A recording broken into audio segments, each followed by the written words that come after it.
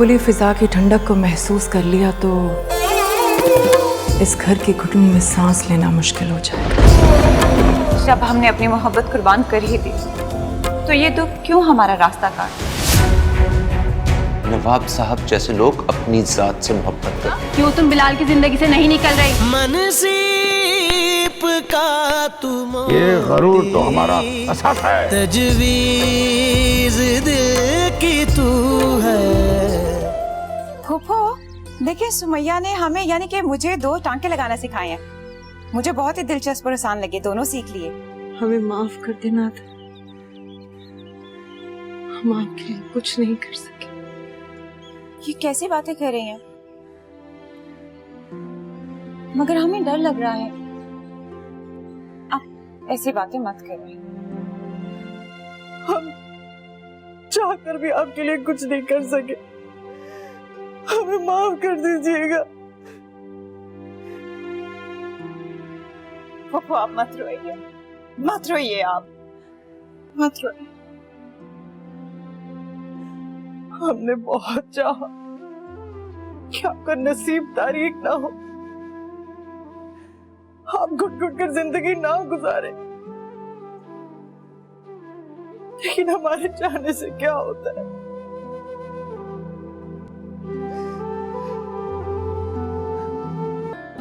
बिस्मिल्लाह बिस्मिल्लाह। या अल्लाह तेरा लाख लाख शुक्र है कि मेरी बीबी खैरियत से घर वापस आ गई। इनकी तबीयत तो बिल्कुल ठीक है ना? जी अब ये बिल्कुल ठीक है और डॉक्टर ने कहा इनको हजूरी की पहुंच से दूर रखें अगर आप इनको जल्द चाको चौबंद देखना चाहते हैं। क्यों? हमें कोई अछूत की बीमारी थोड़ी है जो हमसे दूर रहेंगी बीबी। डॉक्टर ने कहा है, मुझे क्या पता। आइए बीबी। बिस्मिल्लाह बिस्मिल्लाह बिस्मिल्लाह। शुक्र है आपको हमारी मौजूदगी का एहसास तो हुआ। सुनिए, जाते जाते हमारा शुक्रिया ही अदा कर दीजिए। हम आपका शुक्रिया अदा करके आपको पराया नहीं करना चाहते।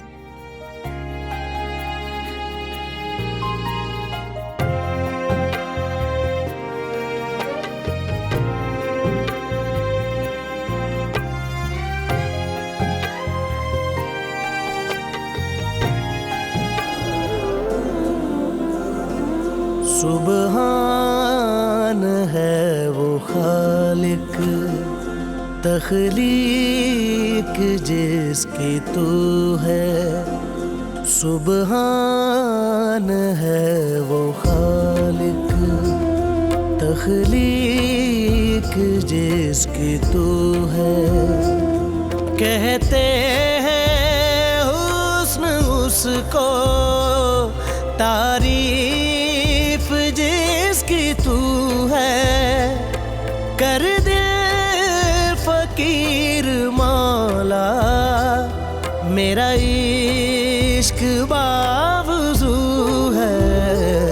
सुबहान है वो खालिक तख्लीक जिसकी तू है। सुबहान है वो खालिक तख्लीक जिसकी तू है।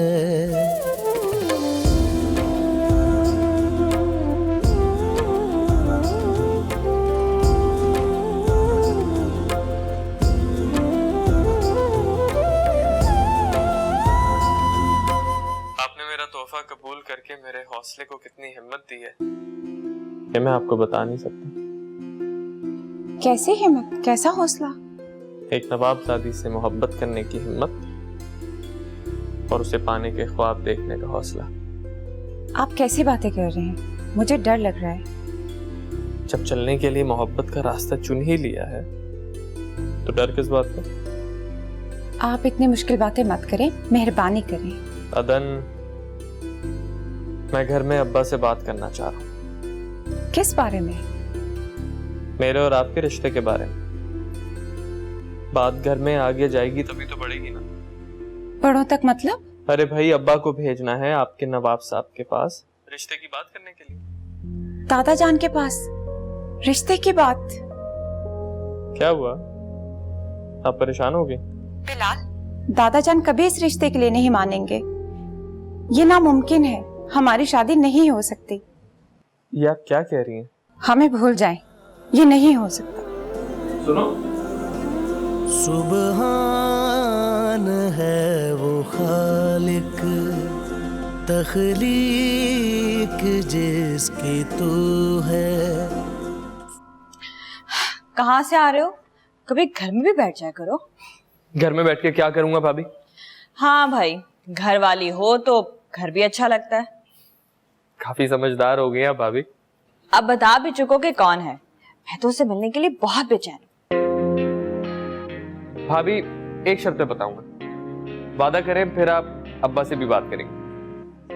जाहिर सी बात है, अब्बा को तो बताना ही पड़ेगा। अकेले थोड़ी चली जाऊंगी रिश्ता डालने। ठीक है,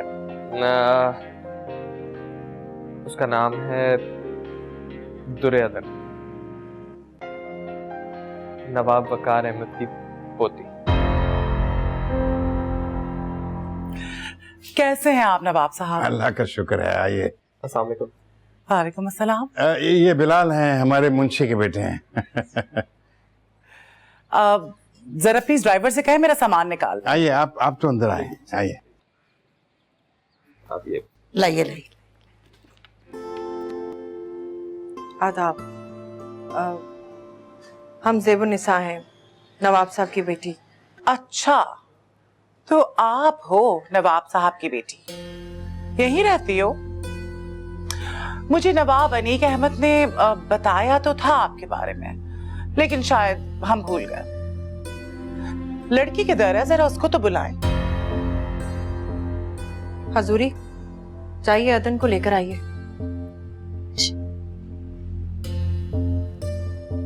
हमें नवाब अनीक अहमद ने बताया था कि नवाब वकार अहमद ने ये रिश्ता खुद दिया है।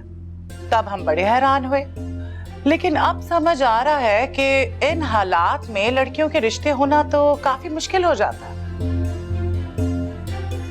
देखा जाए तो नवाब वकार अहमद ने अक्लमंदी का मुजाहरा किया है। ये रही हमारी दुर्योधन। आदाब। अच्छा, तो ये है दुर्योधन जिसके रिश्ते के लिए हम यहाँ आए हैं। फूफो, ये क्या कह रही हैं? रिश्ते के लिए? आपको किसी ने ये बात नहीं बताई कि हम आपके रिश्ते के लिए यहाँ पर आए हैं? फूफो, लगता है आप लोगों ने ये बात लड़की से छुपाई है। जी हाँ। लड़की का इस तरह से चौंकना और परेशान होना तो कोई और ही कहानी सुना रहा है। खैर छोड़ें, एक गिलास पानी तो पिलाएं। हम लेके आते हैं। अभी तो लड़की को इस बात का भी इल्म नहीं है कि उसके होने वाले शौहर की उम्र 50 से 55 के दरमियान है, और अभी से वो इतनी बददिल और परेशान नजर आ रही है। मालूम होने पर तो पता नहीं इस पर क्या बीत जाएगी। भाई, हम तो दुर्योधन के रिश्ते के लिए आए हैं, लेकिन हम खुद बड़े हैरान हैं कि इतनी कम उम्र और खूबसूरत लड़की का रिश्ता ऐसे एक आदमी को दे देना जो कि उससे उम्र में भी बड़ा है और बच्चों वाला है। कुछ समझ नहीं आता, मगर अब कुछ कुछ वजह समझ आ रही है। सुमैया, ये क्या हो रहा है? दुर्योधन के कत्ल की तैयारी हो रही है। ये कैसी बातें कर रही हो? मेरी समझ में कुछ नहीं आ रहा। वो जो खातून नहीं आई है, उनके बूढ़े शादीशुदा बच्चों वाले भाई के साथ नवाब साहब दुर्योधन का रिश्ता तय कर रहे हैं। क्या? मगर ऐसा क्यों कर रहे हैं? मुझे तो कुछ समझ नहीं आ रही। दम घुट रहा है मेरा, क्योंकि मैं उसके लिए कुछ कर भी नहीं सकती। तो तुम अदन से कहो वो इनकार कर दे बस। इनकार कैसे कर सकती है वो? उसको बोलो हिम्मत करे यार। हिम्मत करने से कुछ भी नहीं होगा। नवाब साहब उसके इनकार को कोई अहमियत नहीं देंगे।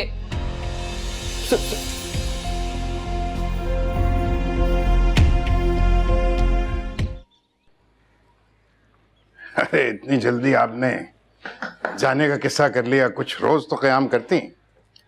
असल में हम जिस जिंदगी के आदी हैं और जिन आसाइशों के, उनके बगैर एक रात भी यहाँ क़याम हमारे लिए किसी खौफनाक तजुर्बे से कम नहीं था। अब हम यहाँ पे मजीद नहीं ठहर सकते।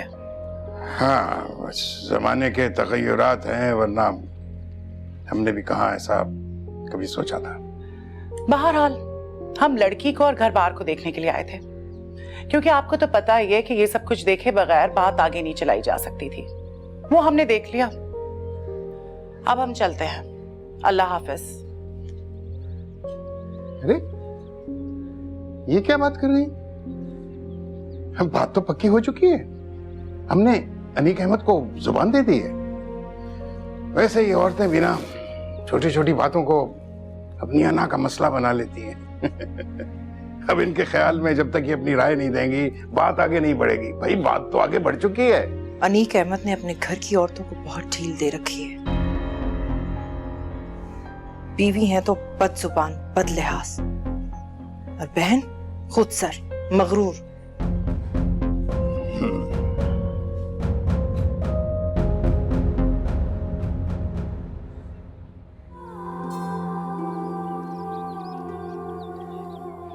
ये क्या बहस हो रही है?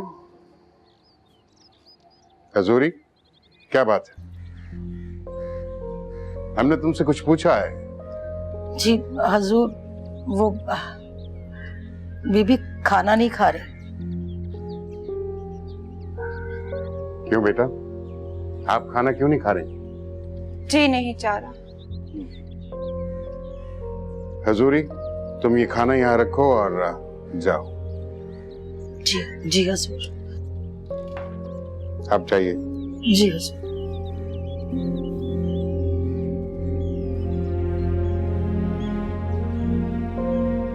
क्या आपका ये खाना ना खाने का अमल हमारे फैसले के खिलाफ आपका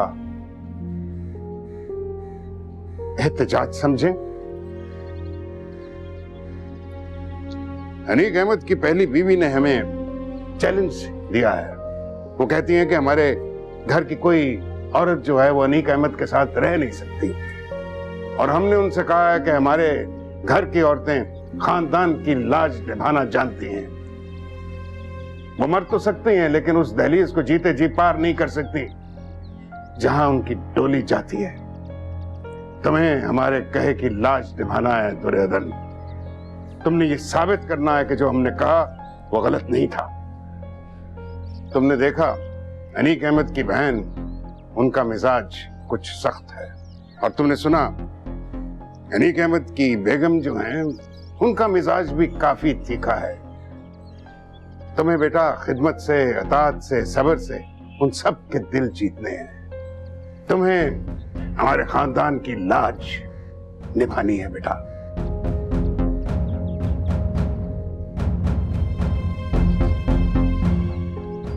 बेटी जिसकी पैदाइश पर इज्जतदारों के सर शर्म से झुक जाते हैं, जिसे सबसे ज्यादा कमतर चीज समझा जाता है, लेकिन जब बात खानदान की इज्जत, हुर्मत और वकार की आती है तो सबसे ज्यादा बोझ उसके धुतकारे हुए कमजोर जिस्म पर क्यों डाल दिया जाता है? उससे किस बात का खिराज वसूल किया जाता है और क्यों?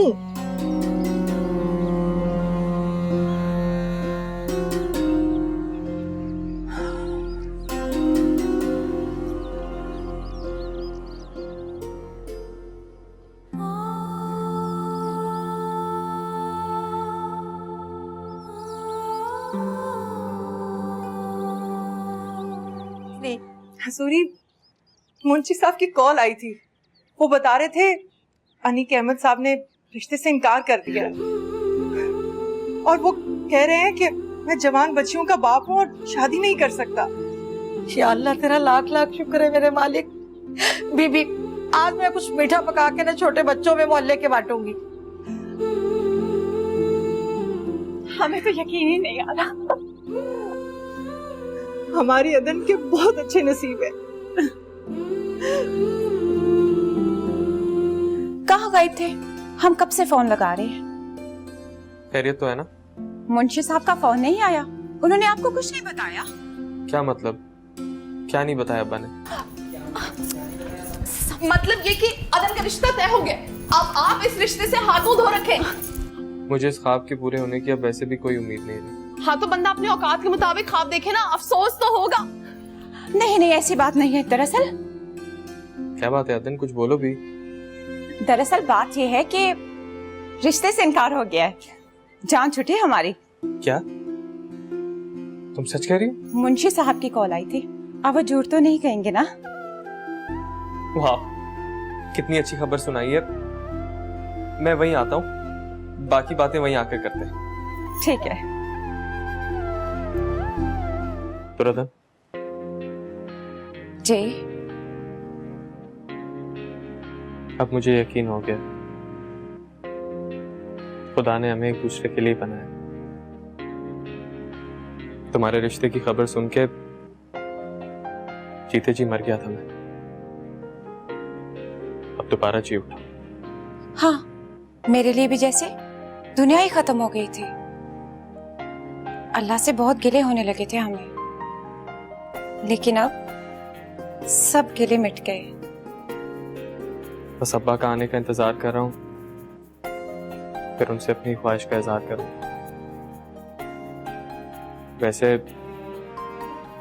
वैसे भाभी को बता दिया मैंने। तो क्या मुंशी साहब अभी तक नहीं आए? बात हुई थी मेरी अभी फोन पे, 1 घंटा दूर है, पहुंचने वाले। अंदर आने का नहीं कहोगी? नहीं नहीं, अगर पुप्पो को पता चल गया कि हम दोनों यहाँ पर एक साथ, तो अच्छा नहीं होगा। वैसे अब तक तो उन्हें एहसास हो ही जाना चाहिए। दुर्योधन, अरे भाई कहाँ हैं आप? दुर्योधन। जी पुप्पो, कहाँ थी आप? हम तो बस यहीं पर ही थे। अरे यहाँ वहाँ कहाँ? यहीं पर ही। अस्सलाम वालेकुम। वालेकुम अस्सलाम। अरे बिलाल, आप आए हैं? जी, वो अब्बा अभी तक घर नहीं पहुंचे थे, मैंने सोचा यहाँ आके चेक कर लूं। आप परेशान मत हो, आ जाएंगे, कहीं रास्ते में होंगे। आप आइए ना, बैठिए। दुर्योधन, हजूरी से कहकर चाय बनवाइए बिलाल के लिए। जी, हम अभी हजूरी को कह देते हैं। आओ।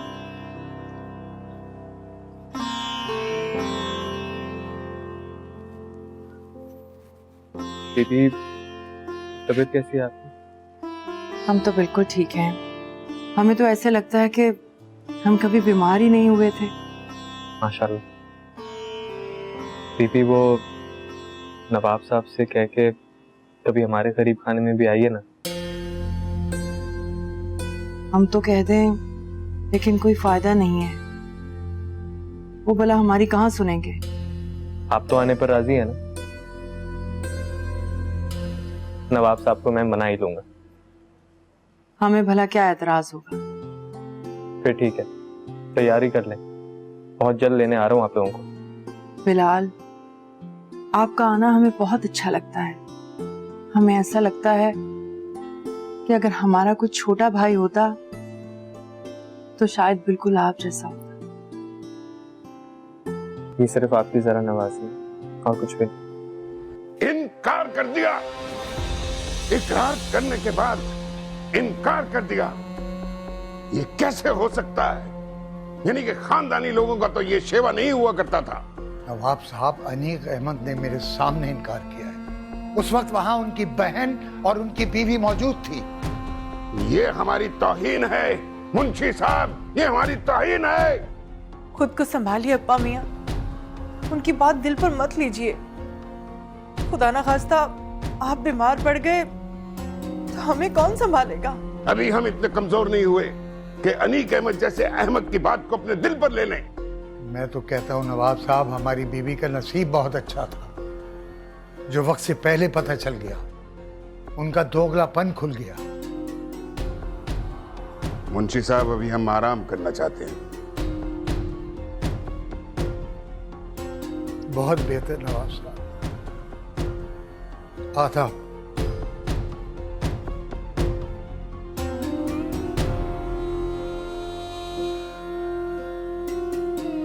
हमने कहा ना, अब हम यहाँ आप परेशान मत होइए।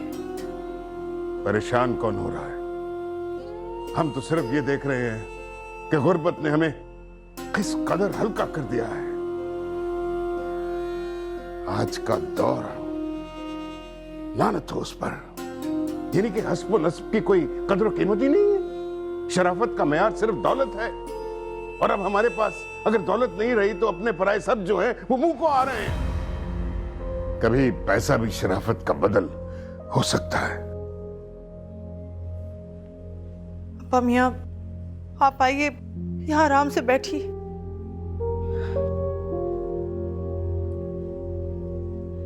बैठिए,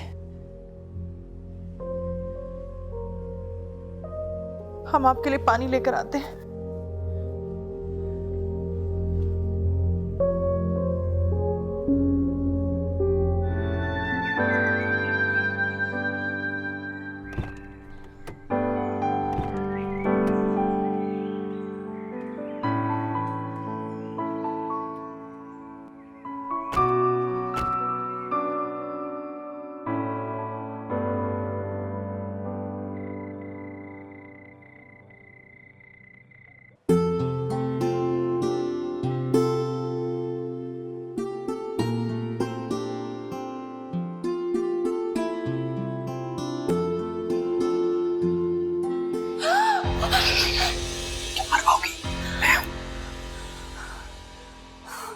ये तुम थे?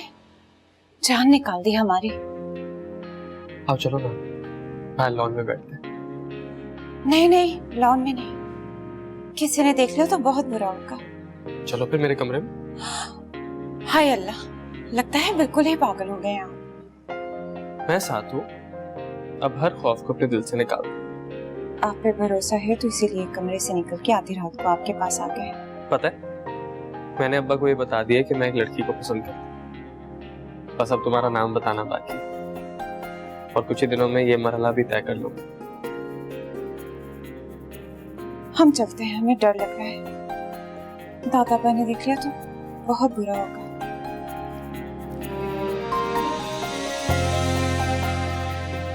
तो देखिए, जाओ।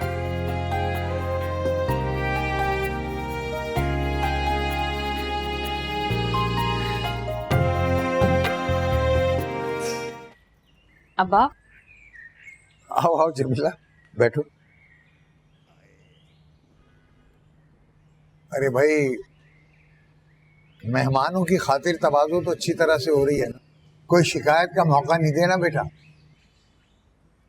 अब्बा वो बिलाल ने बताया था ना, वो एक लड़की को पसंद करता है। इस वक्त उस बात का क्या जिक्र है? अब्बा वो मैं उस लड़की का नाम बताना चाहती हूँ आपको। हाँ बोलो। अब्बा वो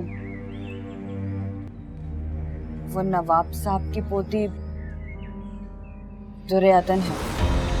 क्या क्या कह रही हो तुम? बिलाल, जमीला क्या कह रही है ये? तुम इतने बेवकूफ कैसे हो सकते हो? ये नामुमकिन है। ये क्यों नामुमकिन है अब्बा? तुम अच्छी तरह से जानते हो कि ये क्यों नामुमकिन है। वो नवाब हुआ करते थे अब्बा, अब उनकी घर की गिरती दीवारें हमारे सहारे की मोहताज हैं। हम दौलत में, तालीम में उनसे बहुत आगे निकल चुके हैं। अब आप रिश्ता डाल के तो देखें, मुझे पूरा यकीन है कि इनकार नहीं होगा। नामुमकिन? अरे मैं किस मुंह से उनसे बात करूं? नौकर हूं उनका, नमकखार हूं उनका। अब्बा आप उनके मुलाजिम थे, लेकिन अब नहीं है। और याद रखिएगा, मुलाजिम होना कोई गुनाह नहीं है। आपको उन्होंने खरीदा नहीं था, गुलाम नहीं थे आप उनके। और अब्बा आज तो उनके हालात ऐसे हैं कि वो अपने लिए मुलाजिम तक अफोर्ड नहीं कर सकते। और इस बात पे भी अगर उनको गरूर है तो ये सिर्फ उनकी कमअक्ली है। अब्बा आप रिश्ते की बात करें तो सही, मेरी खातिर, दुर्योधन की खातिर, जो उस खस्ता हाल दीवारों के साए में बैठे बैठे अपने बालों में चांदनी उतार लेगी, वहां कोई बयाने नहीं आएगा उसे अब्बा? बिलाल बिल्कुल ठीक कहता है अब्बा। लोग हसब नसब नहीं पूछते, माजी में दौलत कहां से आई नहीं पूछते, हाल और मुस्तकबिल देखते हैं। और नवाब साहब का मुस्तकबिल तो सबके सामने ही है। आप बात करें प्लीज।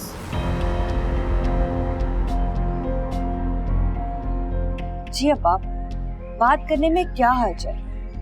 और फिर उन्हें बिलाल से अच्छा रिश्ता कहाँ मिलेगा?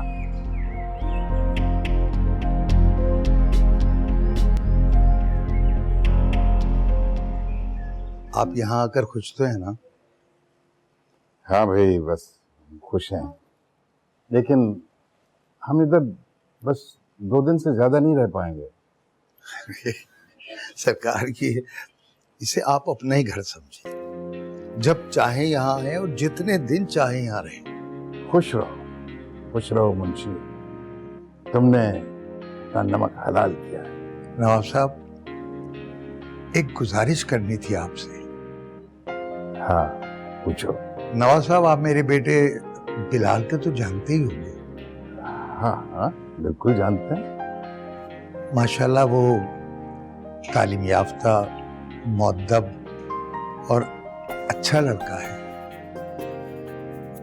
उसका मुस्तकबिल भी रोशन है। हमारा सारा खानदान उस पर फख्र करता है। अगर आप उसे अपनी फर्जंदी में ले लें तो हम सब बहुत शुक्रगुजार होंगे आपके।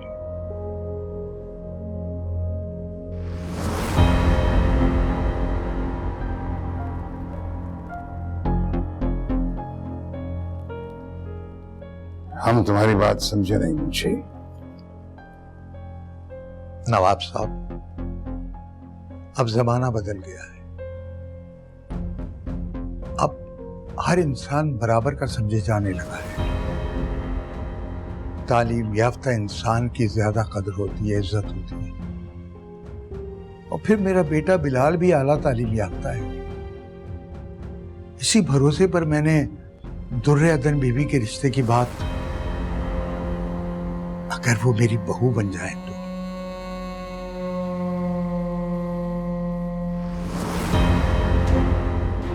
नवाब साहब, नवाब साहब, अरे नवाब साहब, नवाब साहब,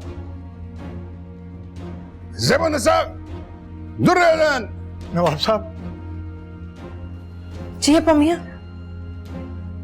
चलिए हम जा रहे हैं यहाँ से। नवाब साहब, मेरी अर्ज तो सुनिए, लिल्लाह मेरी अर्ज सुनिए नवाब साहब। नवाब साहब, सरकार, सरकार,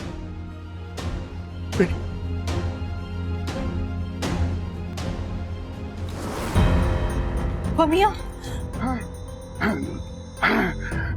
अब्बा मियां, अल्लाह खैर। इस मुंशी की ये जरूरत कि हमारी बेटी का हाथ मांगा है। 4 पैसे क्या आ गए हैं, अपने आप को हमारा हम पल्ला समझने लगा है। नीचे लोग क्या जाने कि ऊंची जात, हस्ब नस्ब, शान और शौकत, इज्जत और आबरू क्या होती है। अब्बा मियां बैठे ना, हजूरी जाइए पानी लेकर आइए। अब्बा मियां खुद को संभालिए, खुदा के वास्ते आपकी तबीयत बिगड़ जाएगी। हजूरी पानी ले भी आइए। कैसे कहा उसने, कैसे कहा हमसे उसने ये सब कुछ।